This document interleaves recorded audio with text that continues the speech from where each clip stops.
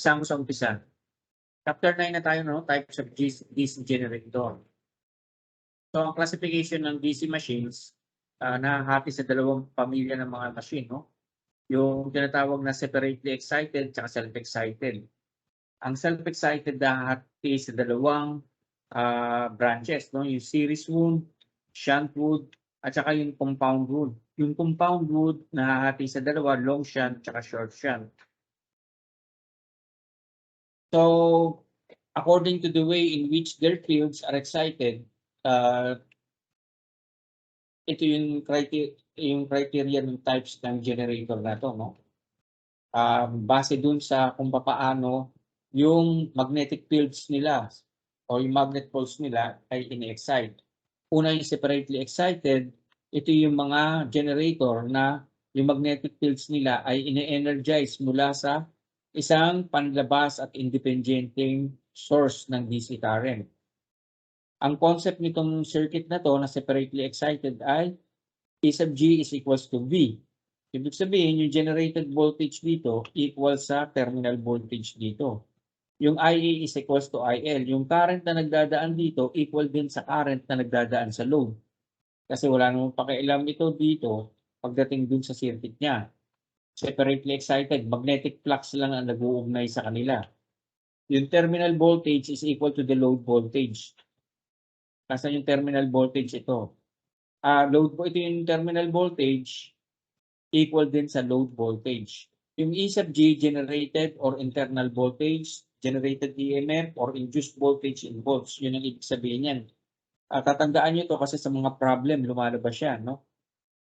Yung V, terminal voltage in volts, field current, VDC over RF. Field current is also VDC over RF plus rheostat. Any generated voltage derived from Kirchhoff's voltage law is equal to the terminal voltage times the armature current multiplied by the summation of the armature resistance and the brush contact resistance. Sinasabi yung cumulative effect of 1283 is not true for separately excited generator because it is independent. Ang ibig sabihin yung previous lesson natin sa generated voltage, yung mga factors na kinakailangan para ang generated voltage ay pagkaroon ka ng generated voltage. No? Unang-una, dapat may magnetic flux. Dapat mayroong torque speed or force. Number 3, yung epekto ng cumulative effect ng 1 and 2. Hindi siya applicable sa separately excited generator dahil ito ay independent. So ito ang isang problem, no? A separately excited generator has a no-load internal EMF of 250 volts. When it delivers full load current of 20 amperes, it delivers EMF drop to 230 volts. The armature circuit resistance inductor brushes to 0.5 ohms. The brush resistance induces. Find the full load voltage regulation. No? So I start na tayo sa solving problem. So you write given voltage no load, which is equal to 250 volts. No?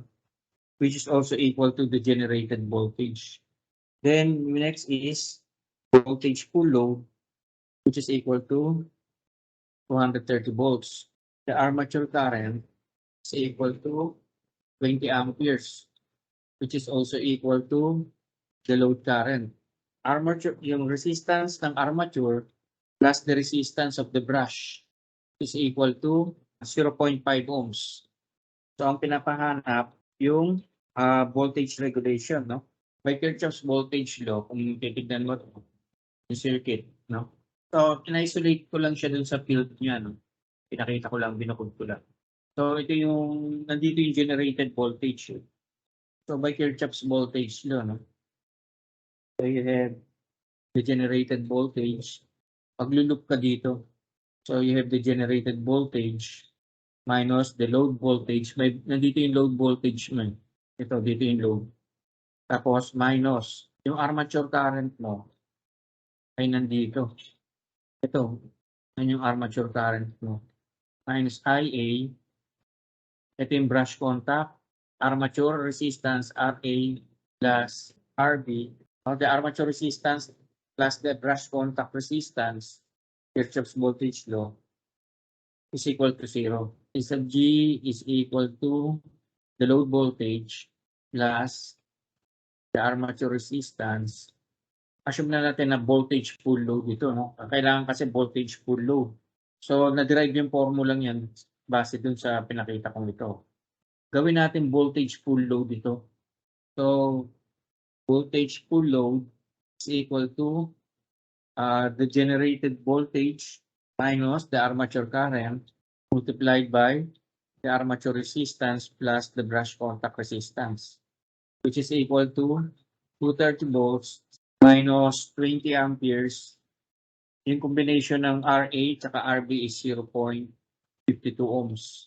So, ang lumabas, yung voltage full load is equal to 220 volts.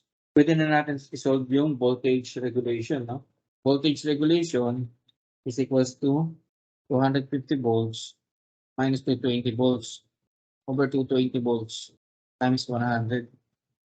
Therefore, ang voltage regulation natin ay 13.636%. So, example 2.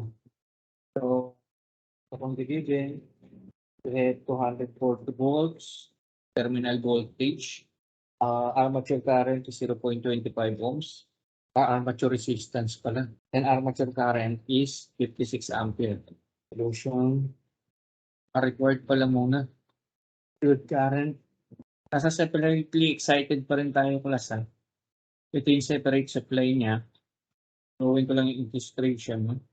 Yung generated voltage, yung brush, terminal voltage, armature current, which is also equal to the load current. So, the generated voltage, no? By Kirchhoff's voltage, makukuha mo na. So, generated voltage is equal to the terminal voltage plus the armature current multiplied by the armature resistance. Wala naman kasing given na brush contact resistance. So therefore, the generated voltage is equal to 240 volts plus 56 amperes multiplied by 0.25 ohms. So therefore, the generated voltage is equal to 254 volts. Next is shunt generator. Dito naman tayo pumunta sa shunt generator. Ano naman yung self-excited generator? No? Separately excited. No? Yung una. Ito. So, letter B. So, ang self-excited, ito raw yung mga generator na kung saan yung field nila, field magnets nila, ay ine-energize ng kuryente na nabubuo galing sa mismong generator, no? Sa pamamagitan ng residual magnetism or yung latak na magnet na nandun na inherent na rin mismo sa coil na laging present sa ibang mga flux sa mga magnet poles, no? So self-excited ang tawag doon. Let us differentiate the generator according to the manner. Yung according dun sa kung paano nakakabit yung field coil or windings ng magnet coil sa armature. So may tatlong klase tayo ng self-excited generator o motor. No? Kasi ang generator pwede maging motor, ang motor pwede rin maging generator. Yung shunt wound, yung field wires ay nakakonekta ng nakaparallel sa armature conductors at saka meron siyang full voltage ng generator na naka-apply sa dito, no? Dito mismo. So yung shunt wound, yung field wires niya ay nakakonekta ng parallel sa armature. At saka meron siyang full voltage ng generator na naka-apply sa kanya. Ang concept niya, yung generated voltage ay mas malaki sa terminal voltage. Nakalagay rito, always true for generator. Ito yung itsura niyan. Ito yung armature. Nandiyan yung generated voltage. Dito mo makita yung brush resistance at saka yung armature resistance. Ito yung shunt field o yung RF. So ito ngayon yung equivalent circuit niya. Kung gagawa mo siya ng equivalent circuit, i-emphasize mo yung brush contact resistance, yung armature resistance, yung generated voltage dito, at yung power generated, which is the generated voltage times the armature current. Ito yung field resistance, ito yung load resistance. So yung field current is yung voltage ng field divided by the resistance ng field. So consider natin naman itong loop 2. Ito yung loop 2. Gamitan natin ang Kirchhoff's voltage law. So yung generated voltage minus the armature current multiplied by the armature resistance plus the brush contact resistance minus the terminal voltage which is equal to 0.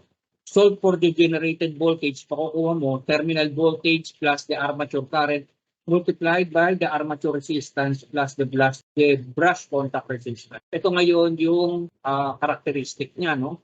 Voltage full load nandito, voltage no load nandito, kaya ang mangyayari niyan parang dahon. Ito yung volts axis, ito yung watts axis. So yung field current ay nire-represent ng IF, yung field resistance ay nire-represent ng RF, yung terminal voltage ay nire-represent ng small letter B, yung generated voltage ay nire-represent ng power generated in watts. So yung load power o yung power developed, ito yung power na developed in watts. Yung IA, armature current, yung RL, load resistance, yung IR, load current, at yung formula ng power loss is equal to IF squared RF plus yung load current squared multiplied by the armature current, armature resistance plus the brush contact resistance. Yan, equivalent circuit niya. Kaya pag magsusolve kayo, huwag niyong kakalimutan i-drawing yung equivalent circuit ng generator. So, ang concept, yung generated voltage ay laging mas malaki sa terminal voltage. That is always for generator. Yung IA supplies the load at the same time, the field winding, yung load and field current. So, ang armature current may formula na field current plus load current. So, IA is armature current in amperes, IF field current in amperes, IL load current delivered in amperes. Next, we have the brush contact voltage. Okay, ang brush contact voltage ay may formula na armature current times the brush resistance. So, yung B sub B ay brush contact drop, yung R sub B ay brush contact resistance. Yung field current ay may formula na yung voltage ng field. Yung voltage dito, ito, divided by the resistance ng field, yung resistance dito. So where yung field voltage drop ay V sub F, yung RF field resistance. Yung generated voltage ang formula, generated voltage times armature current, where power generated in watts. And yung generated voltage is the terminal voltage plus the armature current multiplied by the armature resistance plus the brush contact resistance. Mag-solve na ako ng example. No? So, a self-excited shunt generator have the following things. Field resistance given by 125 ohms. Yung armature resistance, 0.1 ohms. Yung brush contact resistance, 0.05 ohms. Kapung yung generator daw ay nag-develop ng output power na 25 kilowatts sa terminal voltage niya na 250 volts, ano daw yung magiging value ng sumusunod na parameters, yung current ng load, yung field current, yung armature current, yung generated voltage, at saka i-calculate daw yung copper loss ng machine. So, solve na natin ha. So, sulat ko muna yung mga given. Yung RF is equal to, or the field resistance is equal to 125 ohms as given. Yung armature resistance ay 0.1 ohms. Yung brush contact resistance ay given as 0.05 ohms. At yung load power, yung power ng load, equal yun sa 25 kilowatt. Terminal voltage is equal to 250 volts. Ano-ano ang kailangan? Yung load current, yung field current, yung armature current, yung generated voltage, yung power generated, at saka yung power loss. So, solve natin ngayon yung load current. The load current is given by the load power divided by the terminal voltage, which is equal to 25 times 10 to the 3 watts, kilowatt kasi, divided by 250 volts. So, calculating, we get the load current equal to 100 amperes. So, yung field current is equal to the terminal voltage divided by yung field resistance. 250 volts ang terminal voltage natin divided by 125 ohms, which is the field resistance. No? So therefore, the field current is equal to 2 amperes. Yung armature current is equal to the load current plus the field current. So we get 100 ampere plus 2 amperes. 100 amperes plus 2 amperes which will give you an answer of 102 amperes for the armature current. Then, solve naman natin yung generated voltage. Yung generated voltage is equal to the terminal voltage plus the armature current multiplied by the armature resistance plus the brush contact resistance, which will give you 250 volt plus 102 amperes multiplied by 0.1 plus 0.05. So, ang total niyan ay yung generated voltage or yung sagot dyan ay the generated voltage is equal to 265.3 volts. Yung power generated naman, yung power generated is equal to multiplied by 103. So the generated power is 27.06 kilowatts. Okay. Okay, let's continue now with our topic. The problem is, this is a continuation of chapter 9, no? Ang problem, yung armature tsaka field resistances daw ng isang 240 volt na shunt generator are 0.2 ohms and 200 ohms respectively. So, nagsusupply daw yung generator ng 9,600 watts na load. So, pinapahanap yung induced voltage at saka yung total brush contact ng mismong generator ay 2 volts. So, umpisahan muna natin sa given, syempre. So, ang terminal voltage natin ay 240 volts. Meron siyang armature resistance na equal sa 0.2 ohms. Ang field resistance ay 200 ohms. Ang power ng load mo or load power o tinatawag din ito na power output ng generator ay 9,600 watts. Ang brush contact ay 2 volts. So, ang pinapahanap ay yung generated voltage. So, tuloy natin yung solution. Pakita muna natin yung illustration bago nga pa rin yung solution. So, class, ito yung RA, ito yung brush contact drop, yung field current, field winding, generated voltage, so, no? Yung terminal voltage. So, ang condition niya, pag generator, laging ganito, no? Yung generated voltage, or ito, no? Laging mas malaki yung dapat sa terminal voltage. Okay. Based from the formula that has been derived from Kirchhoff's voltage law, we have the generated voltage given as the terminal voltage plus the armature current multiplied by the armature resistance plus the brush contact resistance. So we have also, let's call this as equation 1. No? Sa Kirchhoff's law, dalawa yan, current law at voltage law. Yung current law niyan, yung I sub A dito, no? May nagdadaan na I sub A dito eh. So you have, papasok yung I sub A sa load, kaya I sub A minus I sub L, papalayo yung I sub L eh, minus I sub F is equal to 0. So let us solve for the armature current. The armature current is equal to the load current plus the field current. So let us call that equation 2. So let us solve for the field current. The field current, ito yun, no? Yung I sub F, may formula siya na yung terminal voltage divided by the field resistance. O ito yung field resistance. Yan yung field resistance. Ohms law lang. O bakit terminal? Kasi nakaparallel eh. Diba pag parallel constant, kung ano yung terminal voltage mo, yun din yung voltage drop ng field resistance. So ano yung terminal voltage natin as given? It is 240 volts divided by yung field resistance, no? Na 200 ohms. So ano sagot?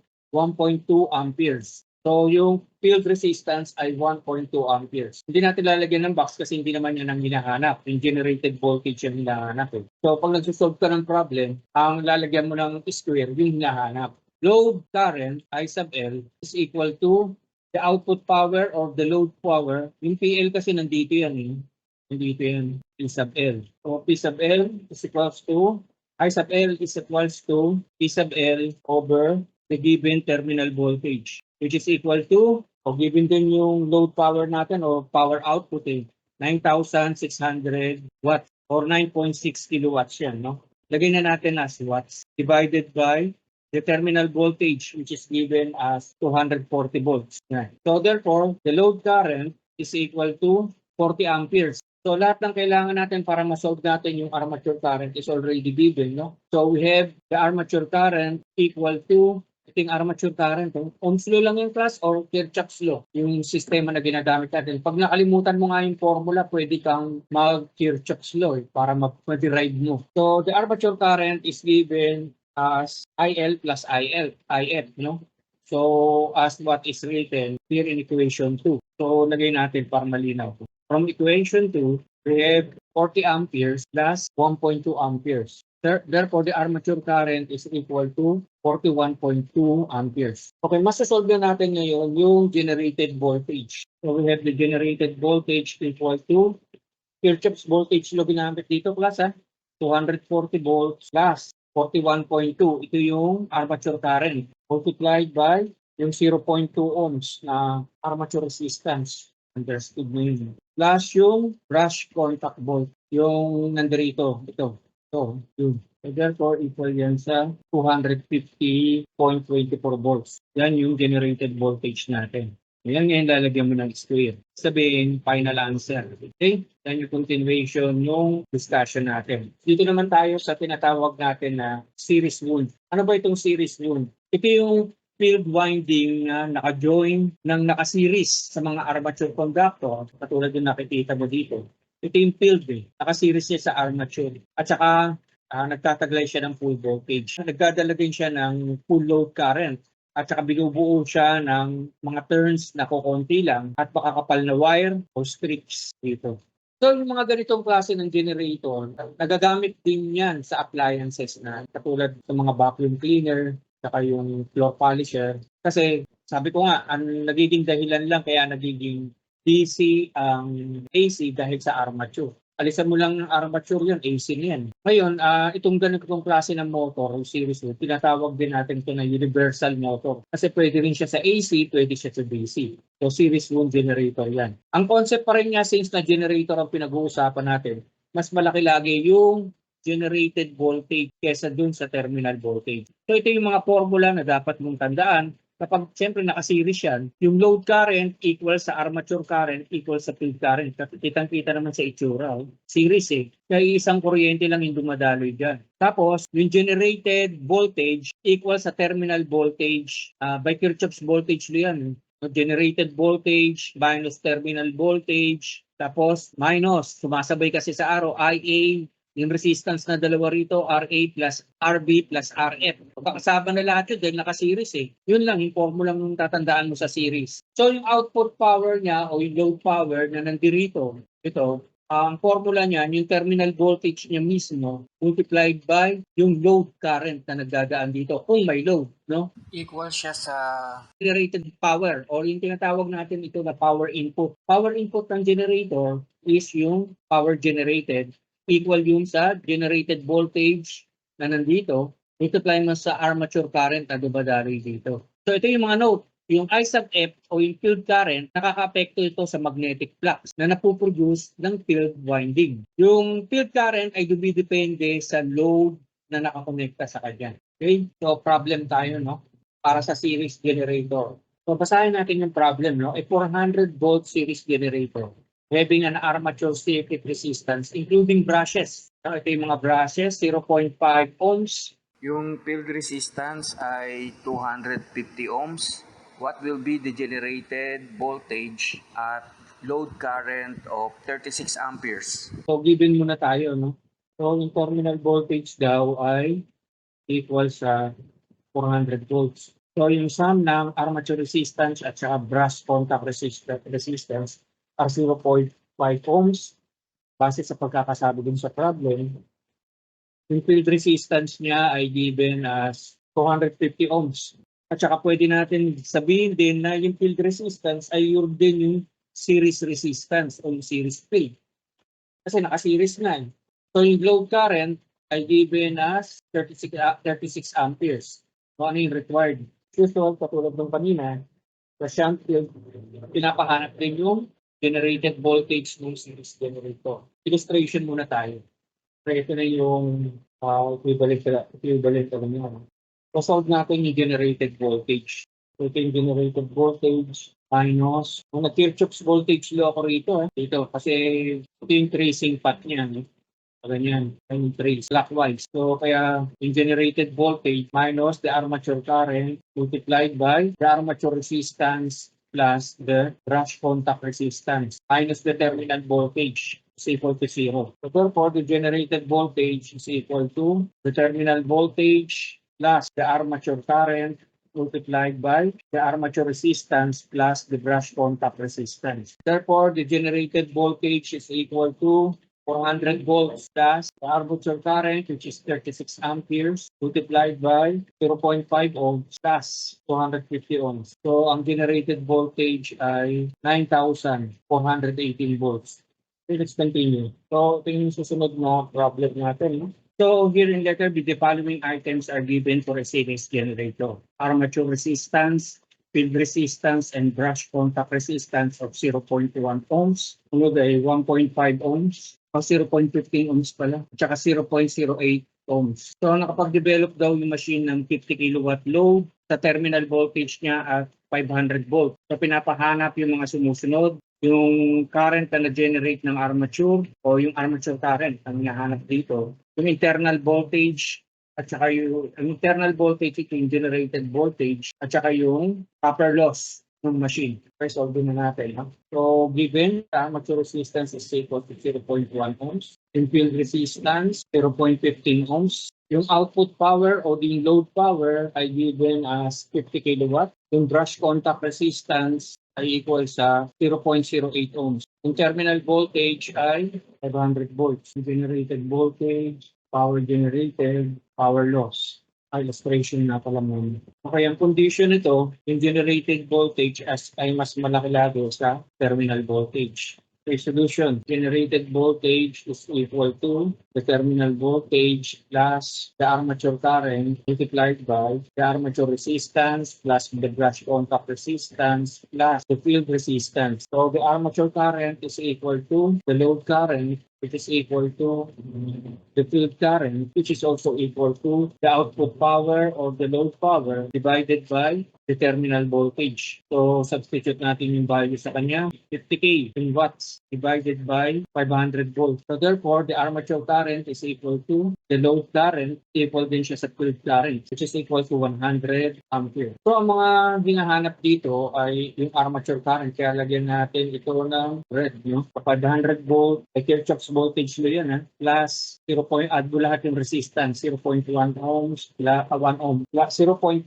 ohm, plus 0.08 ohm, plus 0.15 ohm. So the generated voltage will be equal to 533 volts. Yung power generated naman, calculating natin. Power generated is equal to the generated voltage multiplied by the armature current, which is equal to 533 volts multiplied by 100 amperes divided by 1,000 para ma-convert kasi kilo. Dividing factor lang yun. Kasi 1 kilowatt is equals to 1,000 watt. Therefore, the power generated is equal to 53.3 kilowatt. So, kung naman natin yung power loss, natin isisingit yun. Singit natin dito, power loss.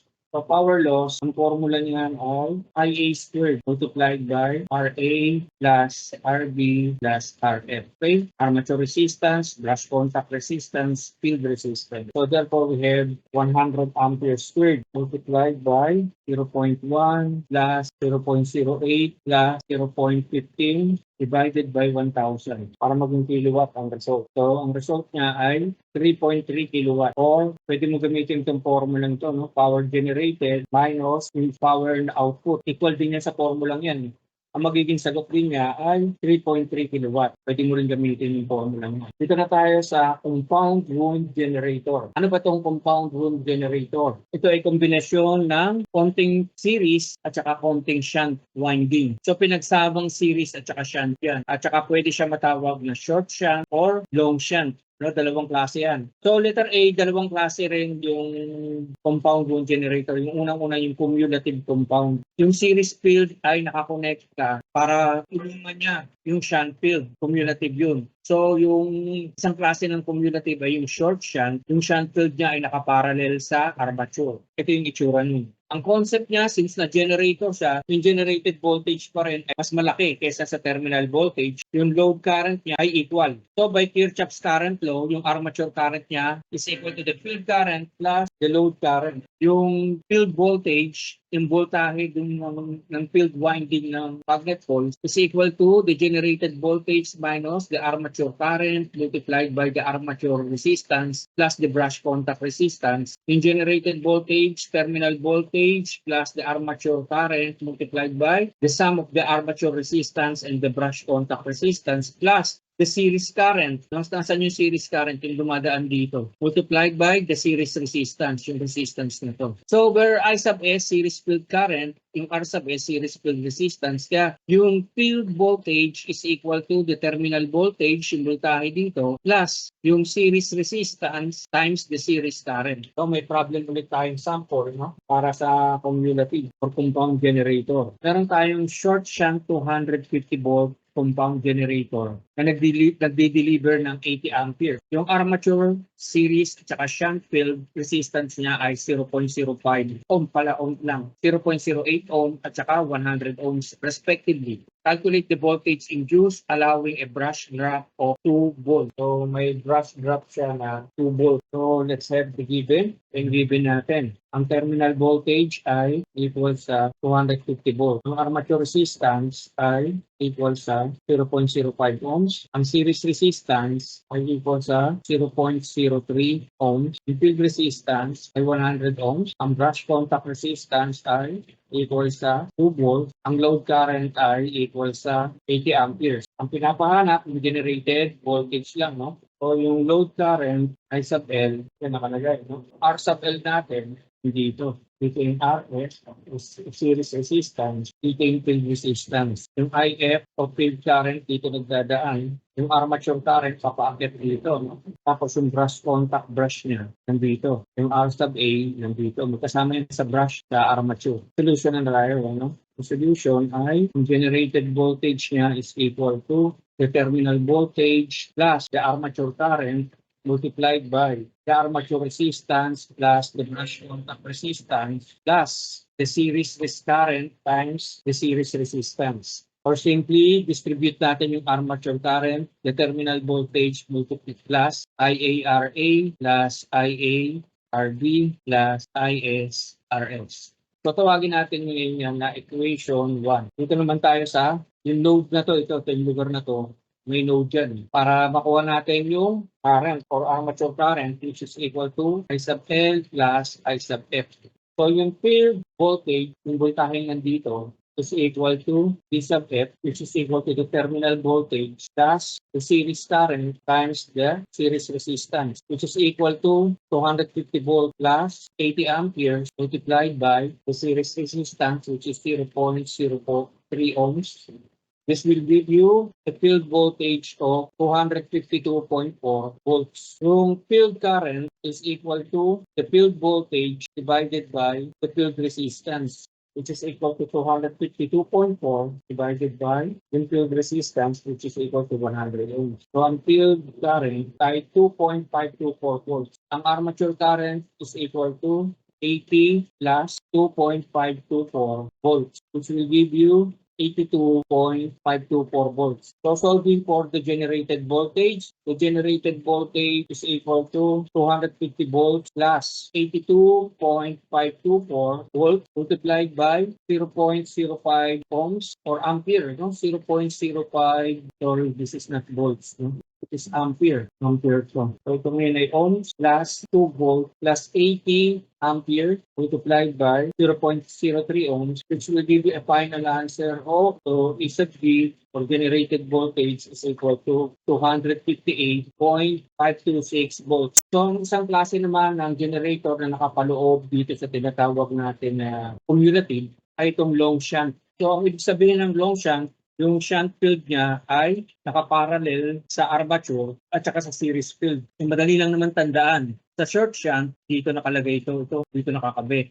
Long shunt, dito sa kabila. Sa long shunt na ngayon yan. So, ganun pa rin ang procedure, no? yung generated voltage ay mas malaki sa terminal voltage at saka yung armature current niya ay equal sa series current. So ang armature current ay equal sa series current which is equal to the load current plus field current. So the field current is equal to the field voltage divided by the field resistance. Equal din siya sa field terminal voltage divided by the field resistance. At yung output power niya ay equal sa terminal voltage times the load current. Yung generated voltage niya equal siya sa generated voltage, yung generated power pala, or yung power input equal sa generated voltage times the armature current. So the generated voltage is equal to the terminal voltage plus the armature current multiplied by the armature resistance plus the brush contact resistance plus the series resistance. So yung current, series field current ay I sub S, yung series field resistance ay R sub S. So yung series current is given by IS or series field current at saka yung series field resistance ay given as R sub S. Lahat ito ay nasa field poles. No? So ano naman itong diverter? Ang diverter ay tinatawag natin na low resistance na device na nakashunt direkta sa o nakaparallel sa series field. So ang ginagawa nito, dinadivert niya o binabypass niya yung part ng load ng current sa isang section ng wire na lumilikha ng clock. So ang low load voltage ay madadalang pataas sa lahat ng ginugusto mong value para ma-meet mo yung individual demand. Yung diverter, nababari niya yung voltage. So dito na tayo sa last part ng chapter 9. Kaya pagdating natin ng next year, chapter 10 na tayo. Ang chapter 10 ay motor speed and torque characteristic. So nasa motor na tayo next year. Letter B, meron tayong tinatawag na differential. Differential compound yan actually. So tinatawag mong differential compound kapag yung series field ay kumukontra dun sa shunt field. So katulad dito, tignan nyo yung short shunt. Short shunt ito class ha, pero yung pinaka-ibaba ng shunt ng field, no? Yung main field ay nakakonekta dito. Imbis na dito. No? Ang short shunt kasi, nakasanayan natin, nakakonekta ito dito at saka ito ay nakataas dito. No? Iikutin mo to pag inikot mo to ng paganyan, ito yung nasa baba at ito ang nasa taas para maging katulad yung dati. Kaya lang, iniba yung connection. No? Short shunt pa rin, kaya lang, ang nakakabit sa kanya, yung itaas pa rin, kaya lang yung posisyon. Yung flow ng current kasi paakyat dito, imbis na pababa. So in other words, baliktad, no? Binaliktad. Differential compound, short shunt differential ang tawag yan. So sa short shunt differential, imbis na ito ang nakakonekta dito, itong kabila ang kinonekta dito para mas malinaw. Ito dapat ang nakakonekta dito di ba? So short shunt ang ginawa itong kabila. Kasi may polarity ang coil class kapag binadalo yan ng kuryente. Kaya ang ginawa, yung series field, pinokontra niya yung shunt field. Ito yung shunt field, ito yung series field. So ang nangyayari, yung daloy ng kuryente papasok dito, tapos yung daloy ng kuryente papunta rito. So paglabas dito, diba, papasok yung kuryente pa ganyan, tapos ito, pasok siya rito, magkukontrahan sila. Kasi pag itinaas mo to, makikita mo na yung kuryente papasok dito, pasalubong dito. Or, tama, papasok dito pa ganyan, tapos yung kuryente rito ay papasok dito. So, dito sa portion na to, nahati yung armature current sa dalawa. Dito pa lang sa point na to. Napunta yung isa rito, napunta yung isa rito. Salumutan sila rito. Long shunt differential naman. Ito ang itsura. Akit dito yung kuryente, yung isa naman ay sasalumatin yan. Papunta rito. So pagpasok dito, mahati yung armature, magiging I sub L. Yung isa naman magiging I sub F, mahati sa dalawa kasalungat yung compound, no, yung nauna, ito, cumulative, kita niyo yung connection dito, yung isa, as yung sa dito, yan yung cumulative, short shunt, tingnan niyo yung kaibahan, yung itaasan nakakonekta rito, yung ibaba nakakonekta dito sa baba, pero doon, yung itaas niya, nakakonekta rito sa baba ng armature sa negative. Yung ibaba niya, nakakonekta sa positive ng armature. In other words, pinagbaliktad yung connection ng field sa armature. Ang imbis na ito ang nakakonekta rito, at saka ito ang nakakonekta dito, binaliktad. Ito ang kinonekta rito, saka ito ang kinonekta dito. Baliktad. Okay? So long shunt. Long shunt, dapat ito ang nakakonekta dito.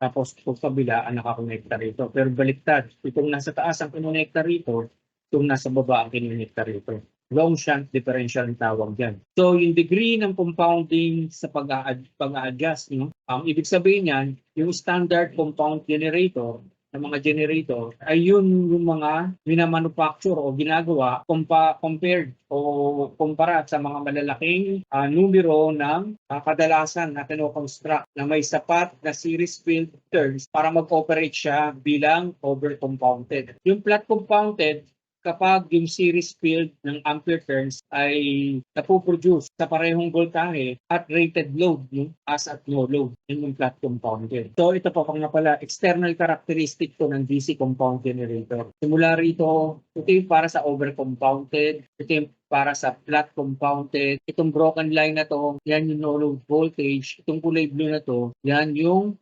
under-compounded. Itong linyang ito, yan yung rated output niya. O, tandaan nyo rin to, ha? Same lang ito nung nauna, kaya lang, dinidescribe siya according to mga external characteristic ng mga generator. Baka lumabas yan sa final exam natin, sa susunod ng mga quiz natin. Nakaka-4 na quiz na tayo. So, para sa mga short distances o maikling distansya, katulad ng mga hotel, at saka mga opisina sa loob ng building, yung flat compounded generator ang ginagamit kasi yung loss ng voltage sa mga maliliit na feeders ay negligible, no? Pero napaka-importante na ma-maintain mo yung voltage nito na constant dapat sa pinakadulo nung mahabang feeder. Pagkatapos doon, ang yung ampere compounded generator na mga nagko-combine sa mga function ng isang generator at isang booster na ginagamit na invariable, no? Yung booster na invariable ang gagamitin para mas lumakas. Note ang pinag-uusapan natin ay DC, hindi AC. So ang overcompounded, kapag yung series field ampere turn ay rated voltage load at saka mas malaki siya sa no load voltage. Overcompounded yun. Yung rated voltage niya ng load ay mas malaki sa no load voltage. Yung undercompounded naman, kapag yung rated load voltage niya ay mas mababa sa low load voltage. Tinatapos na natin yung chapter 9. Send ko na rin itong notes nyo para mabasa nyo in advance in preparation for another quiz, no? Which will be quiz number 5 next year na yun. So, may quiz number 5 tayo next year.